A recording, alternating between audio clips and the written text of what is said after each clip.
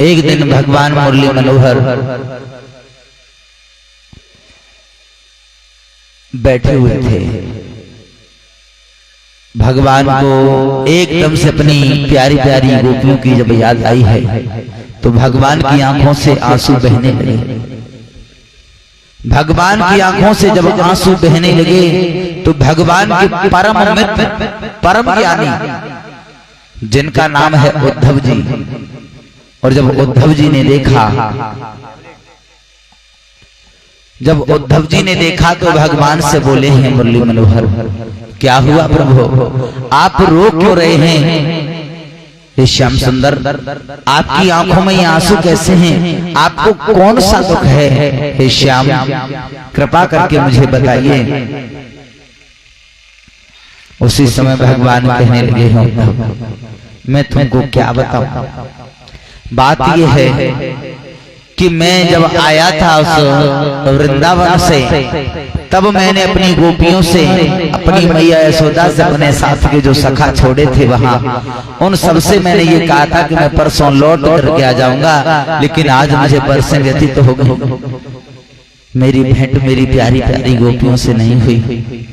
मेरी प्यारी मैया बूढ़ी मैया यशोदा से मेरी भेंट नहीं हुई। आज मुझे उनकी बहुत याद आ रही है। हे उद्धव, मैं क्या करूं? तुम मेरा एक काम कर दो उद्धव, तुम इस पत्र को लेकर के मेरी मैया यशोदा के पास में चले जाओ। मेरी माता को समझा देना, कह देना कि अब श्याम सुंदर लौट के नहीं आ सकते। हमारी राधा, मेरी राधा को समझा देना, कह देना हे राधे अब तुम्हारा श्याम तुम्हारे पास लौट करके नहीं आ पाएगा। हे उद्धव, उन्हें जाकर के धैर्य बंधाना। आज तो भगवान ने पत्र लिखा और पत्र में लिख दिया, सभी गोपियों के लिए संदेश भेज दिया, मैया यशोदा के लिए संदेश भेजा है। भगवान ने लिखा कि हे माँ, मैं तेरे चरणों में बारंबार प्रणाम करता हूँ। माँ तू कैसी है? हे माँ, तू मेरी चिंता न करना, लेकिन माँ मैं क्या करूं, मुझे तेरी बहुत याद आती है। हे माँ, तेरे बिना रहा नहीं जाता। वो बचपन की यादें माँ मुझे पल पल सताती हैं। रात को नींद नहीं आती, दिन में मुझे चैन नहीं पड़ता है।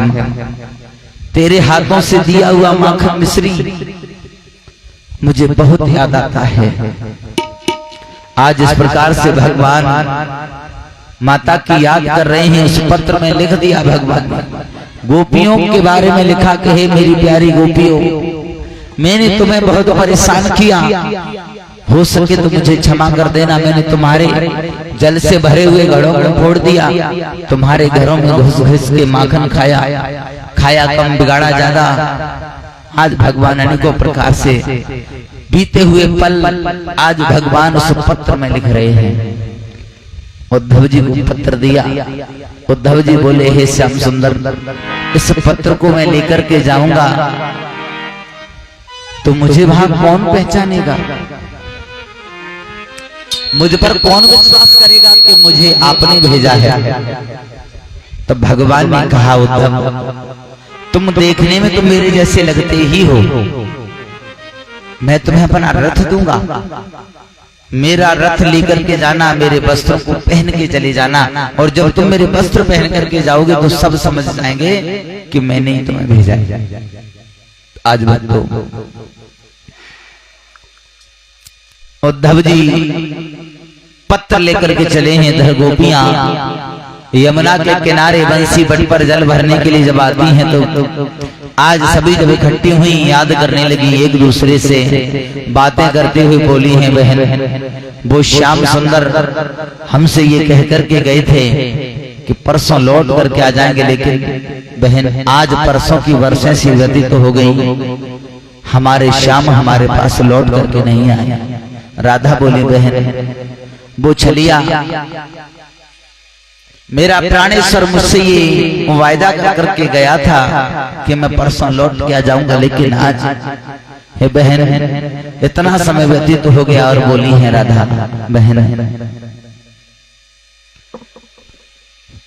सभी भक्त तालियां बजाते हुए बोलेंगे,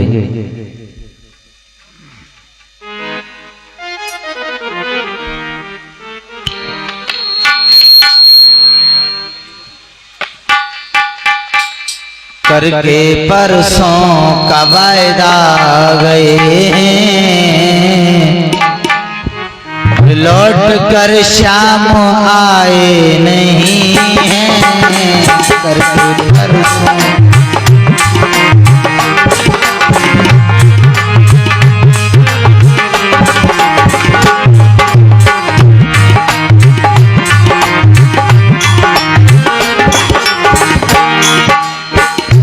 करके परसों का वायदा गए, लौट कर शाम आए नहीं हैं। करके परसों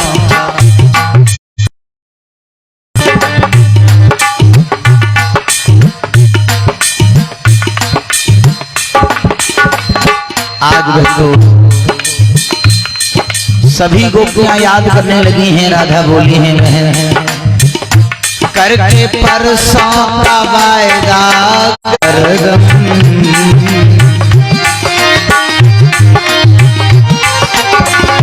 हे बहन देखती बाट में हरदम, उन्होंने खत भी पठाए नहीं है। करके परसों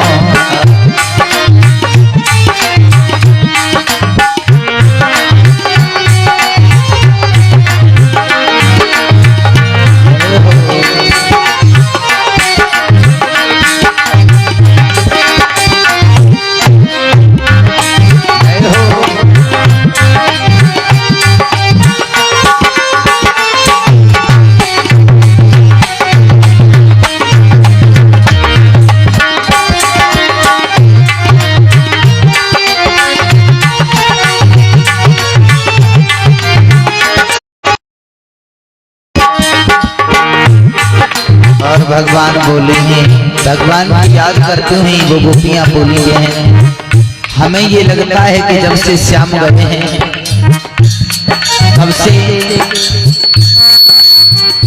उस मथुरा नगरी में बड़ी सुंदर सुंदर सखियां भोला मोहन ने हमको दिया है।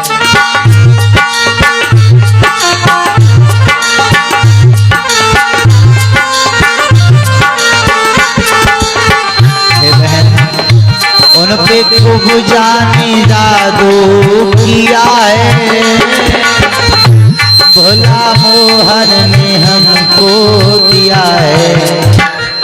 और बहन देखती बाट में उनकी हरदम,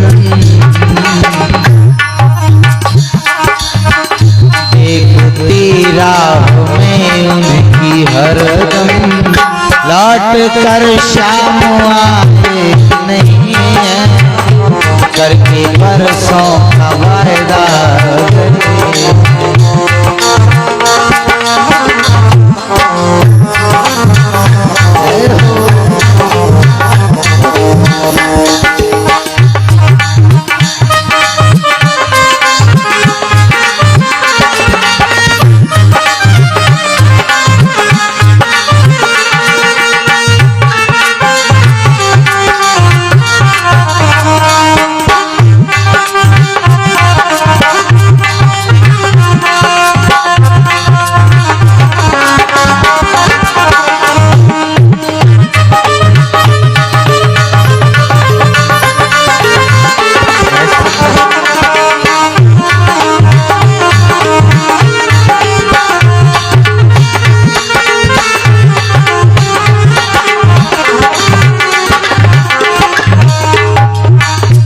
करके परसों का वायदा गए हैं, लौट कर शाम आए नहीं हैं।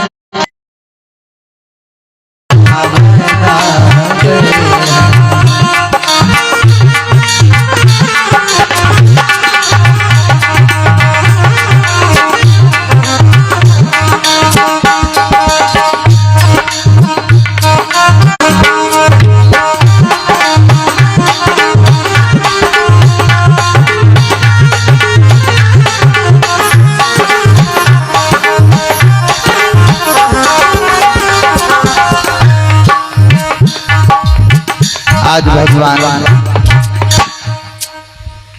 की याद करके गोपियां और इस तरह से जब कहने लगी हैं, तब तक भक्तों आज एक गोपी की नजर मथुरा नगरी की तरफ पड़ी। जिस रास्ते से भगवान गए थे मथुरा में, उस रास्ते की तरफ जब निहारने लगी, दूर से धूल सी उड़ती हुई दिखाई दी। गोपियों ने सोचा, हमें ये लगता है कि आज इस मथुरा नगरी की तरफ से कोई आ रहा है। विचार किया हृदय में, हमें ये लगता है कि मेरा श्याम आज हमारे पास लौट के आ रहा है। सभी गोपियां भागी तो क्या देख रही हैं, एक रथ आता हुआ दिखाई दे रहा है। रथ थोड़ा नजदीक आया, भगवान का रथ है। गोपियों ने पहचान लिया कि ये तो वही रथ है जिसमें हमारे श्याम गए थे। अब तो हमें विश्वास हो गया कि हमारे श्याम हमारे पास लौट के आ रहे हैं। तो गोपियां बड़ी खुश दूर हट जाती हैं, बोली तुम कौन हो? ये रथ हमारे मुरली मनोहर का है और ये वस्त्र जो तुम पहने हो ये भी हमारे श्याम के हैं, लेकिन तुम कौन हो? तुम्हें किसने भेजा है? उसी समय उद्धव समझ गए कि ये गोपियां हैं। उतरे, बोले हे गोपियों, मैं भगवान का दूत हूं, श्याम सुंदर का दूत हूं, उनका सेवक हूं और उनकी ही आज्ञा से मैं उनका पत्र लेकर के आपके पास आया हूं। हे गोपियों, मुझे भगवान मुरली मनोहर ने भेजा है और तुम्हारे लिए पत्र भिजवाया है। और जैसे ही पत्र का नाम सुना, राधा ने एकदम से उस पत्र को लिया। उस पत्र को पढ़ने के बाद राधा ने अपने हृदय से उस पत्र को लगा लिया और राधा रानी रोने लगी। राधा जब रोने लगी, आंखों से अश्रुधारा बहने लगी। उद्धव जी राधा को समझाने लगे हैं, हे राधा तुम रो ना, क्योंकि अब श्याम सुंदर यहां लौट करके नहीं आ पाएंगे। और राधे, अगर तुम इस प्रकार से रोगी और अगर मैं ये व्यथा भगवान को जाकर सुनाऊं तो भगवान के हृदय पर क्या बीतेगी? इसलिए हे राधा तुम रो ना, चुप हो जाओ। राधा बोली है, उद्धव हम तो वैसे भी यहाँ पर ऐसे रहते हैं जैसे एक प्राण विहीन शरीर होता है। हे उद्धव, हमारे श्याम हमें छोड़ करके चले गए, लौट करके हमारे मुरली मनोहर ने हमारी खबर तक नहीं दी। ये तक नहीं सोचा कि उनकी जो गोपियां हैं, जो उनके बिना एक पल भी नहीं रह सकती थी, उनके बिना कैसे जीवन को व्यतीत कर रही होंगी। और उद्धव तुम ये कह रहे हो कि रो ना, और वो भी आज प्रियतम का तुम पत्र लेकर के मेरे पास में आए हो, इसमें वो लिखा है जो मेरे साथ हुआ। हे उद्धव मैं क्या करूं? उद्धव ने समझाया, राधे तुमने जो प्रेम जिसकी याद में तुम यहाँ रोती रहो, भगवान वहां रोते रहे। इसलिए राधा तुम भगवान को याद करना बंद कर दो, भगवान की याद में न रो। राधा चुप हो जाओ। अनेकों प्रकार से भगवान के बारे में उद्धव ने समझाया कि हे राधे, अब भगवान लौट के तुम्हारे पास में नहीं आएंगे, तुम्हारा रोना व्यर्थ है, चुप हो जाओ। राधा रोते नहीं हैं। अरे तुमने प्रेम किया है तो प्रेम भगवान ने भी तुमसे किया था, लेकिन अब क्या करें, भगवान के सामने कुछ परिस्थितियां ऐसी हैं जिसके कारण भगवान आपके पास नहीं आ सकते।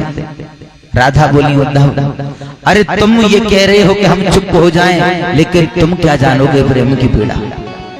जिसने प्रेम किया है वो जानता है कि प्रेम में वास्तविक में प्रेम का दर्द कैसा होता है, प्रेम की पीड़ा कैसी होती है। हे उद्धव, जिस दिन से श्याम हमें छोड़ के गए हैं, हमें ऐसा प्रतीत होता है कि हमारे शरीर से हमारे प्राण निकल करके उस श्याम के साथ चले गए हों और ये शरीर हमारा यहीं पड़ा रह गया। हम ऐसे हो गए हैं जैसे कि बरसात आने पर कमोदनी सूख जाती है। जब आम आते हैं तब तक तो कोयल रहती है, और जब आम का समय खत्म हो जाता है, आम जब फल नहीं आता आम का, जैसे कोयल छुप जाती है, वैसे ही आज हमारा सब कुछ छुप गया। वो श्याम हमें छोड़ के चला गया। हम उस श्याम को भूल जाए जो हमारे साथ में इतने वर्षों तक रहा, अनेकों प्रकार से उसने हमारे साथ किलोले की महाराज किया, हमारे वस्त्रों को भगवान ने चुराया। वो हमारा राधा रोना, अब हमारे श्याम हमारे पास में लौट के कभी नहीं आएंगे। जब श्याम जा रहे थे तब भी हमने तुमसे ये कहा था राधा कि श्याम को न जाने दो, ये लौट तुम्हारे पास नहीं आएगा।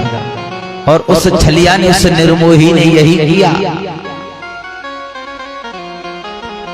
आज भक्त उद्धव जी वहां से चले, मैया यशोदा के पास में पहुंचे, माता को सारा हाल बताया।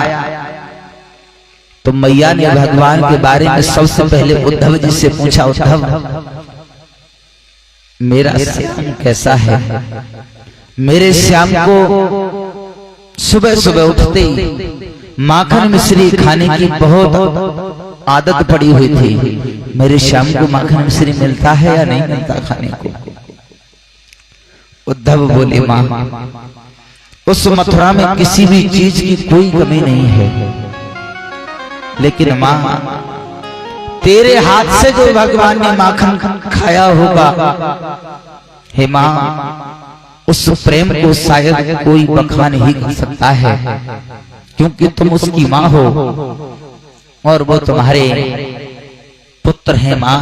और माता और पुत्र के बीच में अनन्य प्रेम होता है, प्रेम की कोई इसलिए मां मैं समझ सकता हूं कि तुम क्यों पूछ रही हो। तुम ये भी जानती हो कि वो मथुरा है और उस मथुरा में किसी भी चीज की कोई कमी नहीं है, लेकिन मां तेरे हाथ का दिया हुआ माखन उसकी बात ही कुछ अलग होगी। आज सबको धैर्य धारण कराया उद्धव जी ने, लेकिन भगवान स्वयं क्यों नहीं आए? उद्धव को क्यों भेजा भगवान ने? तो भक्तों, उद्धव जी को इसलिए भगवान ने भेजा था क्योंकि उद्धव को अपने ऊपर बहुत बड़ा घमंड था। और घमंड किस बात का था? उद्धव जी ज्ञानी थे, उद्धव जी ज्ञानी थे, और उद्धव को अपने ज्ञान का ही घमंड, अपने ज्ञान का घमंड हो गया था। उद्धव जी ये सोचते थे कि मैं जिसको जिस तरह से समझाऊंगा, क्योंकि मुझे ज्ञान है, मैं ज्ञानी हूं, और जिसको जिस तरह से समझाऊंगा वो मेरी बात उसी तरह से समझ जाएगा। इसलिए उद्धव जी को भेजा था घमंड दूर करने।